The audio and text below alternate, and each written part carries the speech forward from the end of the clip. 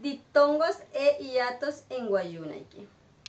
Los diptongos e hiatos en Wayuunaiki ocurren cuando existe la unión de dos vocales. Las palabras diptongos son aquellas compuestas por una vocal abierta y una vocal cerrada. Las abiertas, A, E, O. Cerradas, I, U, U.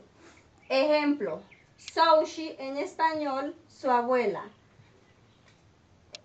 La palabra Soushi está compuesta por una vocal abierta y una cerrada.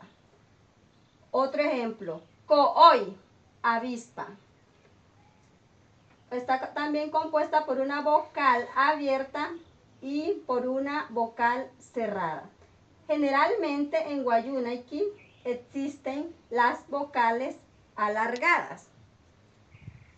Los hiatos en Wayuunaiki son aquellas palabras que están compuestas por las vocales cerradas y abiertas.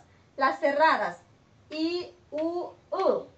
Las abiertas, A, E, O. Ejemplo, pijama en español, 2. Pienchi en español, 4. Pijama está compuesta por una cerrada y por una abierta. Pienchi también está compuesta por una cerrada y una abierta.